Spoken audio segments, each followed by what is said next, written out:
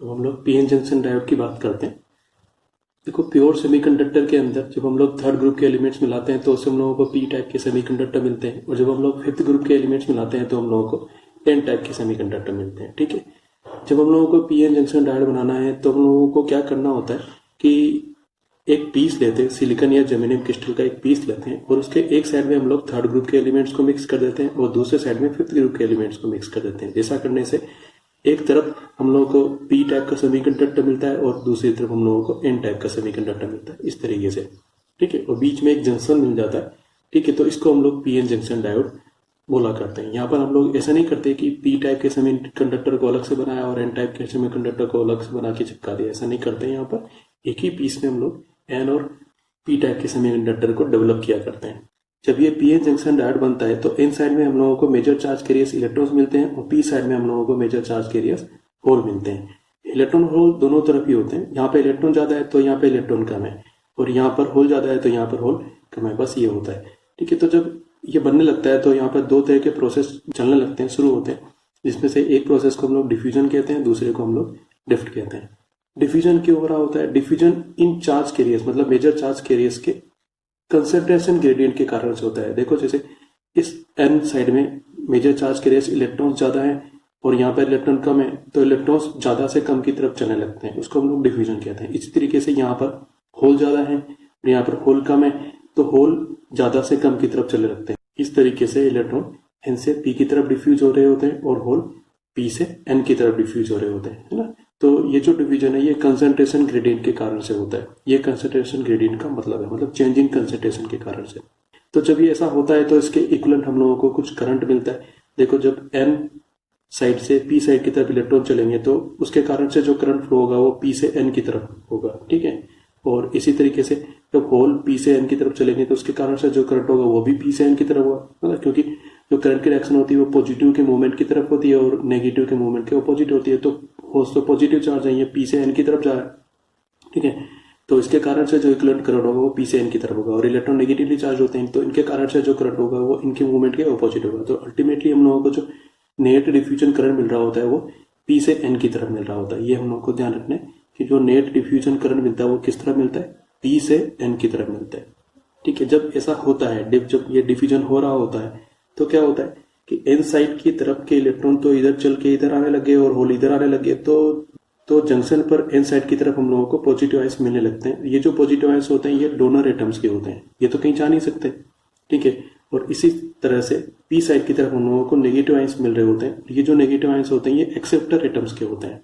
ठीक है, तो हम लोगों को ध्यान रखना है कि किस तरह पॉजिटिव आयंस मिलते हैं और किस तरह नेगेटिव आयंस मिलते हैं।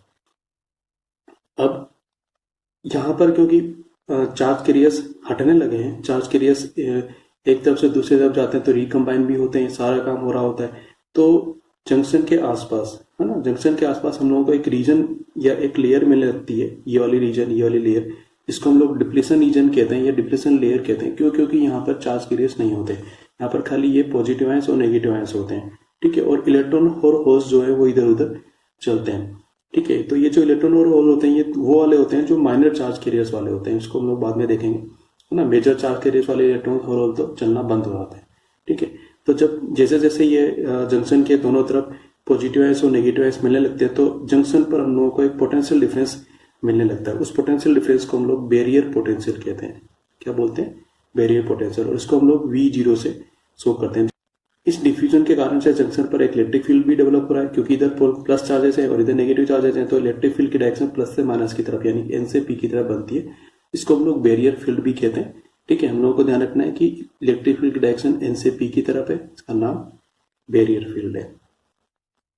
अब इसको हम लोग बैरियर पोटेंशियल इसलिए कहते हैं क्योंकि इलेक्ट्रॉन्स इस तरफ से इस तरफ जा रहे थे, तो जब इलेक्ट्रॉन इधर से इधर चलने लगते हैं तो ये जो नेगेटिव चार्ज यहाँ पर डेवलप होता है वो इन इलेक्ट्रॉन के मूवमेंट को रोकता है ना। और होल पी से एन की तरफ जा रहे थे, इधर जो पॉजिटिव चार्ज डेवलप हो रहा है वो होल के इधर वाले मूवमेंट को रोकता है, इसलिए ये एज ए बैरियर वर्क कर रहा होता है। ठीक है, अब देखो दोनों तरफ मेजर चार्ज कैरियर्स तो रुक गए इसके कारण से, लेकिन माइनर चार्ज कैरियर्स भी तो होते हैं। एन साइड में माइनर चार्ज कैरियर्स होल्स होते हैं और पी साइड में माइनर चार्ज कैरियर्स क्या होते हैं? इलेक्ट्रॉन्स होते हैं। तो ये तो मूवमेंट कर सकते हैं, है ना। तो यहाँ पर पी साइड में जो माइनर चार्ज कैरियर्स हैं इलेक्ट्रॉन्स, ये पॉजिटिव की तरफ चलने लगते हैं, और एन साइड में जो माइनर चार्ज कैरियर्स होल्स हैं ये पी साइड की तरफ चलने लगते हैं। तो इनके चलने को हम लोग बोलते हैं ड्रिफ्टिंग करना, है ना। इस मोशन को हम लोग ड्रिफ्टिंग कहते हैं। और ये किसके कारण से होता है? ये माइनॉरिटी चार्ज कैरियर्स के कारण से होता है। तो हम लोगों को ध्यान रखना है कि डिफ्यूजन तो मेजर चार्ज कैरियर्स के कारण से था और ड्रिफ्टिंग माइनर चार्ज कैरियर्स के कारण से होती है। तो इनके मूवमेंट के कारण से हम लोगों को और करंट मिलता है, उस करंट को हम लोग ड्रिफ्ट करंट कहते हैं। लेकिन ये जो ड्रिफ्ट करंट है इसकी डायरेक्शन डिफ्यूजन वाले करंट के ऑपोजिट होती है। इसकी डायरेक्शन एन से पी की तरफ होती है, ठीक है। डिफ्यूजन वाले की तो पी से एन की तरफ, ड्रिफ्ट वाले की एन से पी की तरफ। हम लोगों को बहुत अच्छी तरीके से ध्यान रखना है। इस पिक्चर को भी ध्यान कर लो।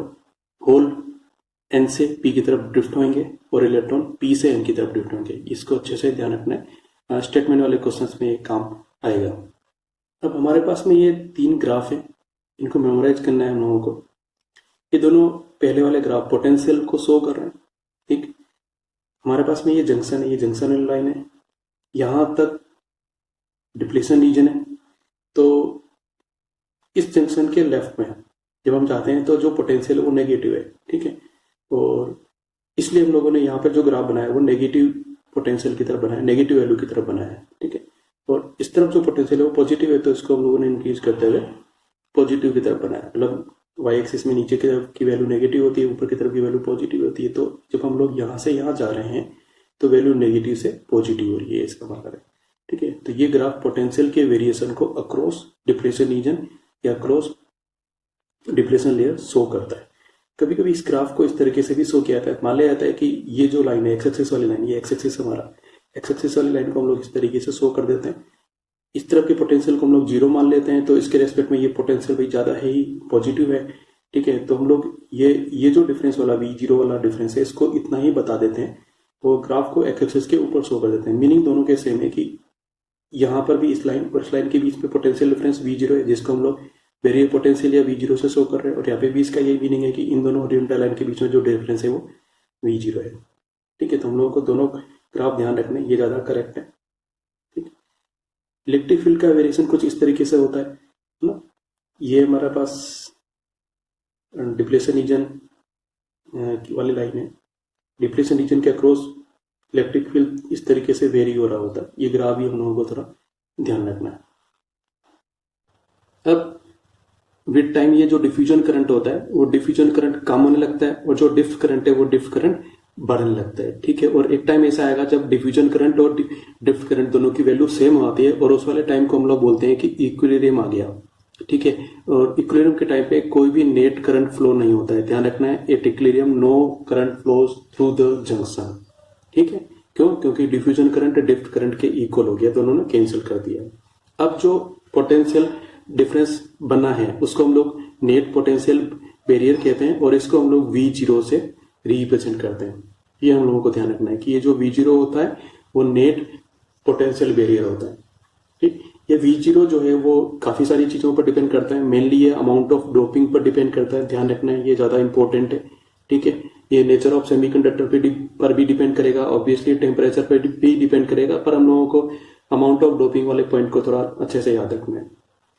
कुछ वैल्यूज हम लोगों को सिलिकॉन और जर्मेनियम के लिए याद रखनी पड़ेंगी कि सिलिकॉन के लिए जो पोटेंशियल बैरियर होता है वो 0.7 वोल्ट होता है और जर्मेनियम के लिए 0.2 वोल्ट होता है। कुछ बुक्स में इसको 0.3 वोल्ट भी लिखा हुआ है, एनसीईआरटी में 0.2 वोल्ट यूज कर रखा है, हम लोग 0.2 वोल्ट ध्यान रखेंगे, ठीक है। अब ये जो पोटेंशियल बैरियर बना है पीएन जंक्शन पर, है ना, ये वाला जो पोटेंशियल बैरियर यहाँ पे बन रहा है इतना सा, ठीक है। इस पोटेंशियल बैरियर को हम लोग कम ज्यादा कर सकते हैं, ठीक है। इसके ये पोटेंशियल बैरियर किस साइड से पी और एन, ये इस साइड से, ठीक है। मतलब इलेक्ट्रिक फील्ड इस साइड में था एन से पी की तरफ। आप लोग मान लो कोई एक्सटर्नल इलेक्ट्रिक फील्ड एन से पी साइड में बना देते हैं तो वो इसको सपोर्ट करेगा, तब तो ये पोटेंशियल बैरियर वाइड हो जाएगा, बढ़ जाएगा, ठीक है।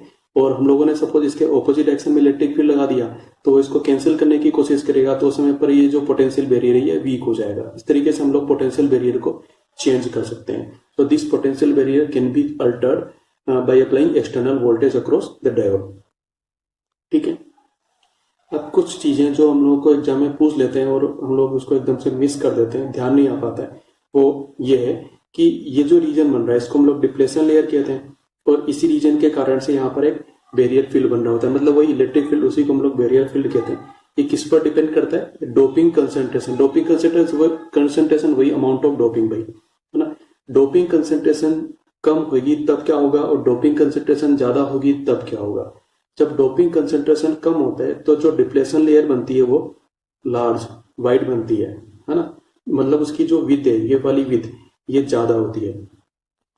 ठीक है, इसको हम लोग डी से लिख रहे हैं। तो उसके कारण से जो बैरियर फील्ड बनेगा वो वीक बनेगा, क्योंकि ई इक्वल टू होता है V naught upon D. V naught तो मटेरियल के लिए फिक्स है, ठीक है, तो वी नोट फिक्स है, डी बढ़ जाएगा तो इलेक्ट्रिक फील्ड कैसा हो जाएगा, कम हो जाएगा।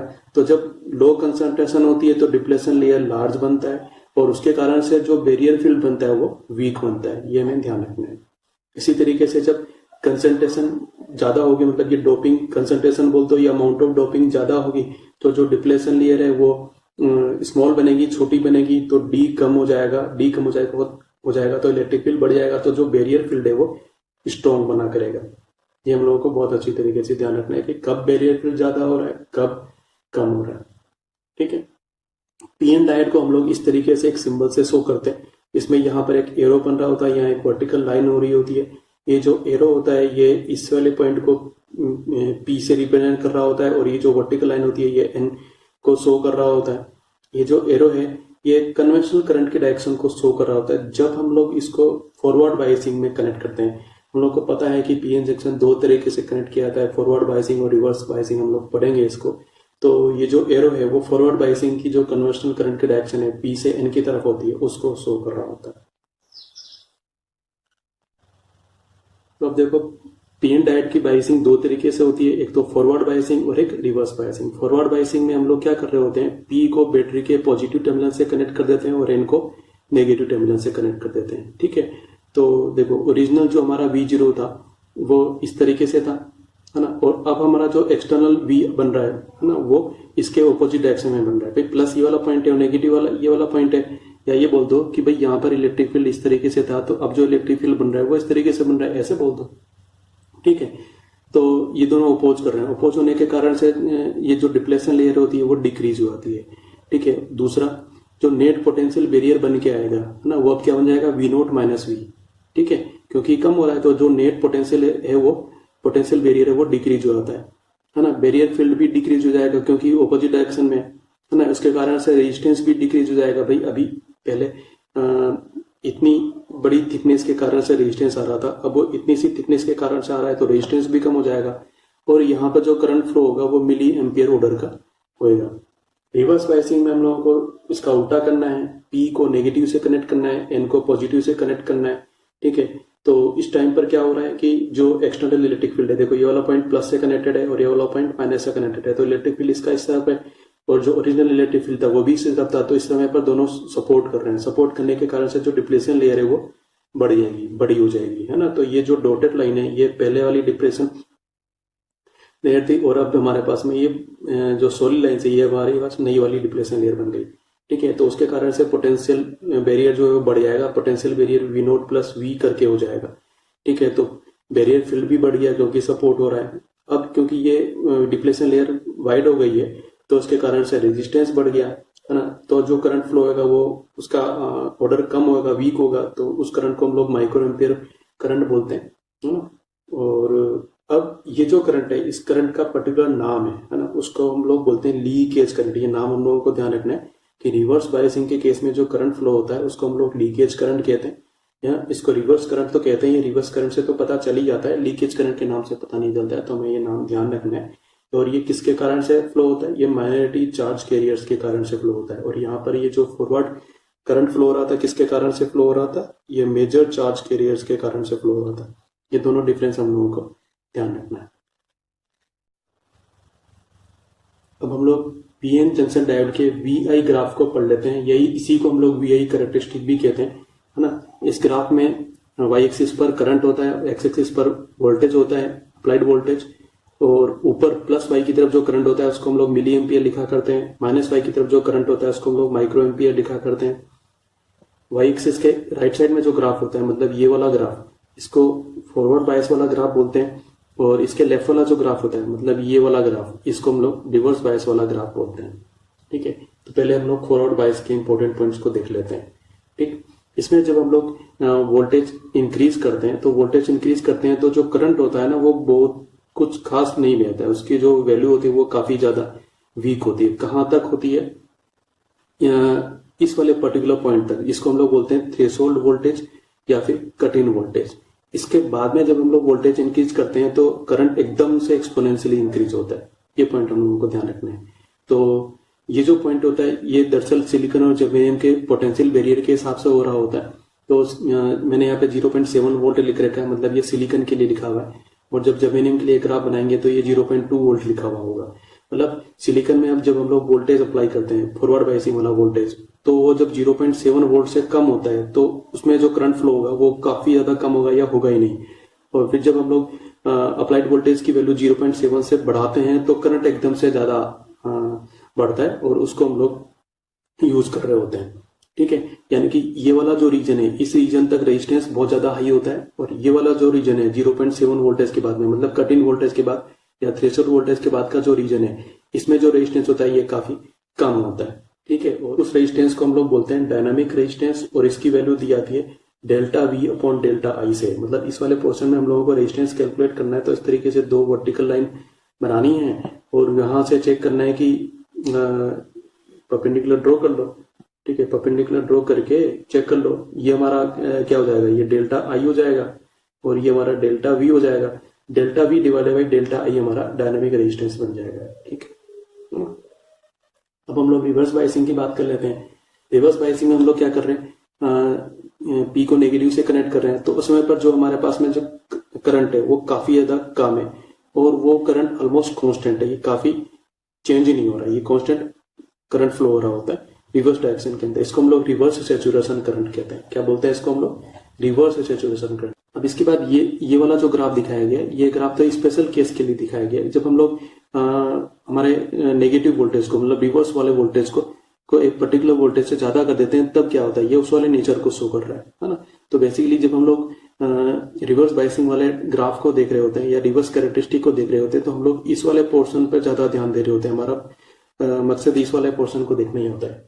ठीक है, क्योंकि जो जनरल पर्पज डायोड होते हैं वो रिवर्स सैचुरेशन करंट रीजन में ही यूज किए जाते हैं, उसके आगे यूज नहीं किए जाते। ठीक है, अब इसके बाद जब हम लोग रिवर्स वोल्टेज को बहुत ज्यादा कर देंगे और ब्रेकडाउन वोल्टेज से बढ़ाएंगे, उसके बाद करंट एकदम से ज्यादा होने लगेगा, ज्यादा बढ़ेगा रिवर्स डायरेक्शन के अंदर। ठीक है, और ये वाली जो प्रॉपर्टी है, ये वाली प्रॉपर्टी हम लोग जेनर डायोड के अंदर काम में ले रहे होते हैं। इसी को हम लोग ब्रेकडाउन वोल्टेज या जीनर ब्रेकडाउन वोल्टेज कहते हैं। जीनर कुछ स्पेशल टाइप के डायोड होते हैं जिनको हम लोग रिवर्स बायसिंग में ही काम में लेते हैं। ठीक है, तो जनरल पर्पज डायोड के लिए हम लोग को जब रिवर्स कैरेक्टरिस्टिक पूछेगा तो हम लोग को यहाँ तक आंसर करना है, इस वाले पोर्शन तक आंसर करना है। ठीक है, और फॉरवर्ड बायसिंग के लिए पूरा ये वाला ग्राफ आंसर करना है। ठीक, अब इसमें काम की चीज ये है, अपने पास कट इन वोल्टेज वाला पॉइंट और इसके बाद वाला पॉइंट, मतलब ये जहां से ये चेंज होना शुरू होता है इसको हम लोग ब्रेकडाउन पोर्शन कहते हैं, और जिस वोल्टेज से ये शुरू होता है उसको हम लोग ब्रेकडाउन वोल्टेज कहते हैं। ये हमारे काम की चीज है।